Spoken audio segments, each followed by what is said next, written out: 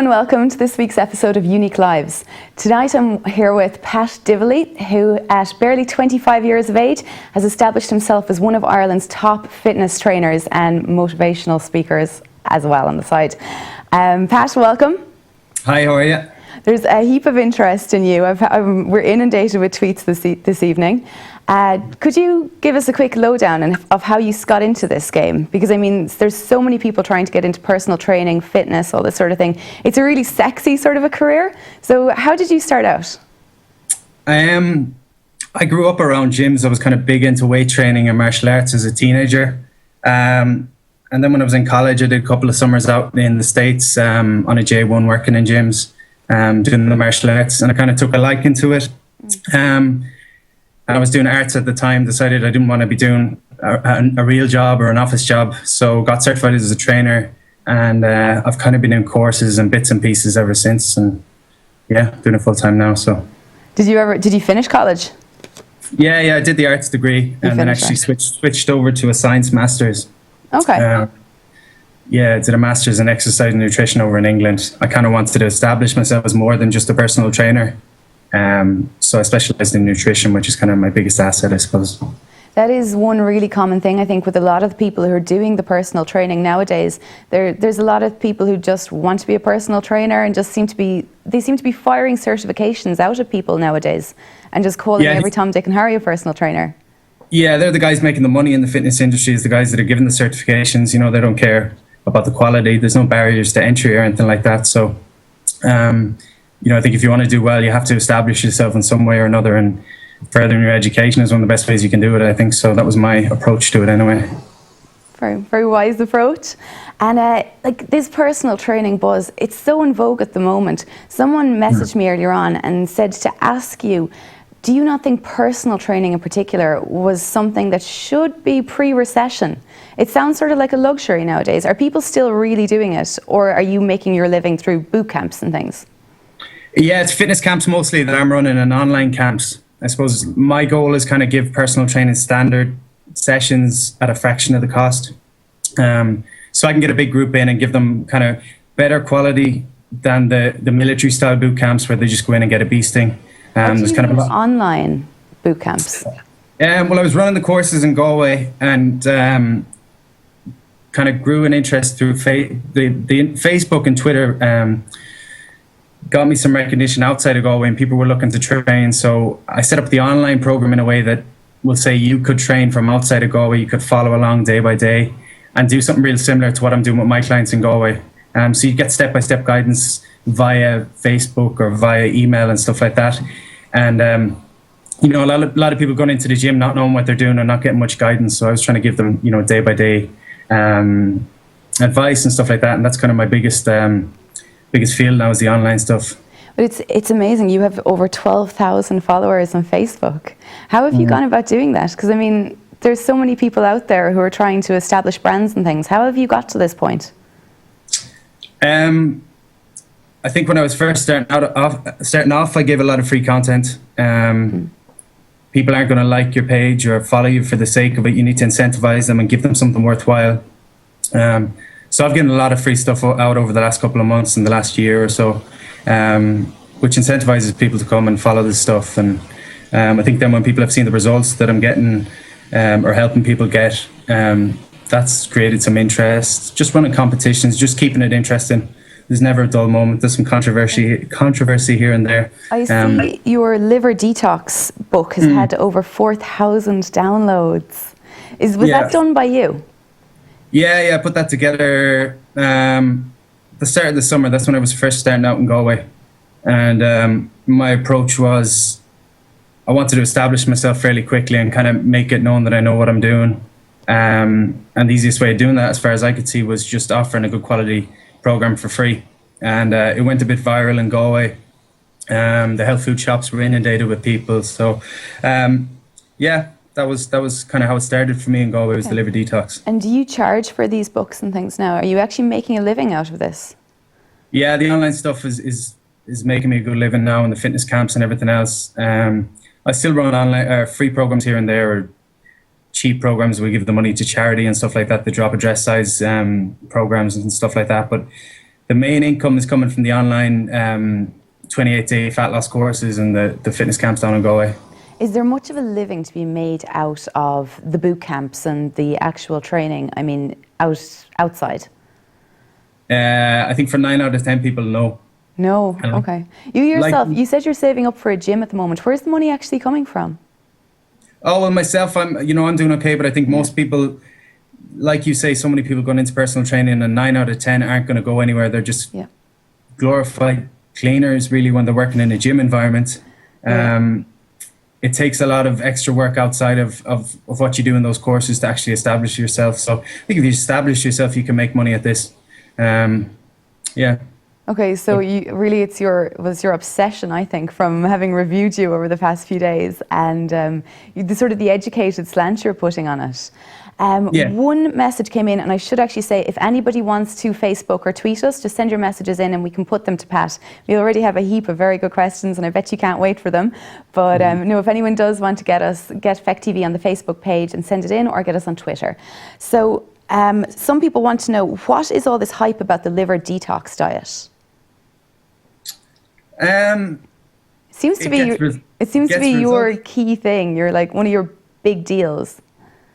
Yeah, it was something I started studying when I was studying nutrition more in depth. The common trainer, or the common consensus is that you look at calories in and calories out. So you're looking to burn more calories than you take in.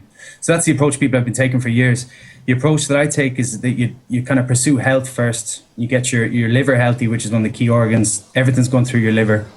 So if you can get your liver healthy, weight loss is just a side effect of that. So you focus on the health and the weight loss just happens. So that was kind of my approach. There was no counting calories or measuring foods with the liver detox. You didn't have to put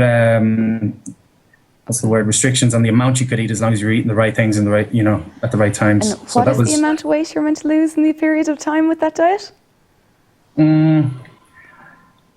People have lost up to a stone in the 9 days. So in 9 days. I mean, a lot of that's water weight, and it's dependent on the person's, where they're starting out from. I love it. You sort of get people in with these amazing weight loss stories, but then you trick them into health. So that's the goal. You get them in the door, and then hopefully educate people into, there's a lot of wrong stuff out there. So if you can kind of change people's perceptions and mindsets and stuff like that, that's the goal. Ashling has Facebooked us to ask, do you think schools should have a larger part to play in education of fitness? Definitely. Do you not think PE is doing enough as it is? PE and home ec exists in school at the moment. Would you change the way it's done, or what do you think? Yeah, I think PE, you're playing basketball and things like this, that if you're not interested in them, you're never going to play them again. If you could do some sort of, I suppose, maybe not gym instruction, but something like gymnastics, more gymnastics or something like that translates well across the board and not just isn't real specific, If you teach people gymnastics or teach them weight training, you're teaching them how to move and how to be healthy. So I think something like that would be more beneficial. Maybe some food education, mindset education, all that kind of stuff. Just promote more of a healthy lifestyle, as opposed to, it's not very structured the way it's done, I don't think. Okay, just skipping over to some of the tweets we're getting. Ray Horgan asks, would jogging on its own lose weight, or should I try a variety of exercises too? So that's sort of what you were just talking about there, actually. Generally speaking, it's diet is more than, diet's the main thing. It probably accounts for 70% of your results, not to put, just to put an approximate estimation on it, I suppose 70% of your results come down to your diet. You can do all the jogging in the world, but it's not going to make a difference. I'm not a big fan of running or jogging, particularly long distance stuff. I don't think it's beneficial. I think it's actually detrimental. In the sense, it's a lot of impact on your joints, particularly if you're heavy already. Every step you take, you're putting a lot of body weight down on yourself, on your knees and your ankles and stuff like that. So it can cause damage in that sense. It can also cause hormonal issues where you put too much stress on your hormonal system, and that leads to more fat storage. You'll often see people that run marathons but still aren't, they still got a belly on them. They're kind of skinny fat. And I think that's a good example. You look at a sprinter and they're lean because they train short periods intensely, and that's the way I train people. Okay. Niall Brennan asks, would you recommend any diets or self-help books? Best book ever is Think and Grow Rich, Napoleon Hill. I thought you were going to say your own book. No, it's useless. No, Think and Grow Rich by Napoleon Hill is probably the best mindset book. Okay. Diet books. Any of my stuff? No. Diet books. No. I like the paleo stuff, the caveman diet. Okay. Rob Wolf has a good book called The Paleo Solution. Or Mark Sisson's got one called The Primal Blueprint. So they're quite good for nutrition. Okay. Eamon asks, have you ever had a weight problem? Probably at the moment. No, I've been training since I was early teens. I got into weights and stuff like that when I was in my early teens. So I've been slacking recently, but never anything major. I've always been quite active, and I've always been fairly conscious of what I'm eating and stuff like that. So no. Okay. Someone just called Kennedy has written into us to ask, have you ever slept with a client? No. That's a good answer. Okay, but speaking of clients, like apparently you've had some quite high profile clients in your time. Who have you worked with who's interesting? I was based in Dublin for a while. I worked with a lot of the assets models. Who else? Worked with Pádraig O'Keefe from Air Aaron down in Galway. Not too many celebrities in Galway. Layla Flaherty from Desperate Housewives. Nice. And I'd have worked with some mixed martial arts fighters and professional boxers out in the States. Okay. And do you think the models, do they follow like healthy lifestyles, or are they just in it to just get skinny quick? I mean, I see you've like worked with Roz Purcell and Nadia Coyle and things, I think. Are they literally just get me as skinny as possible? Do you think they've taken it too far? I suppose you can't put them all in the same bracket. They've all got different reasons like everyone else. But yeah, some of them are going to do crash diets and stuff like that and not be living too healthy outside of the training. Others will step up the training for shoots and stuff like that. Most of them, to be honest, are, genetically they're built to be models, so they don't need to do a whole lot. And I think it's more of a social thing for them. But it's dependent on the individual, Okay. So another question we're after getting tweeted. Do you have a girlfriend? Got to keep the masses happy. No, but you were in the Bachelor of the Year competition, Stellar's Bachelor of the Year competition about 2 years ago, was it? Yeah, it was quite a year. And these are all sort of the things you've done through marketing. Have you done any other sort of interesting marketing devices like that? I suppose you get your face in newspapers quite a bit, and you're good to do charity things and that. Even today I saw you donated money to, where was it? Yeah, we did a boot camp for the Galway Hospice before Christmas, so we gave over the check today, which was quite good. Yeah, always trying to do bits and pieces just to keep the face out there, tormenting people down in Galway. See me everywhere. But I do some healthy menus in some of the restaurants in Galway where people can, keep their diet while they're on the go. It's a common thing where you're out with friends and you don't want to be eating chicken and salad. So I teamed up with some of the restaurants in Galway and put together some meals that were applicable to the diet but let you dine in a social setting. So, cool. So you're thinking outside the box. Trying to, yeah. Cool. Well, thank you so much for joining us, Pat. Are there any last gems of wisdom for people if you want to help them lose weight, apart from follow you on Facebook?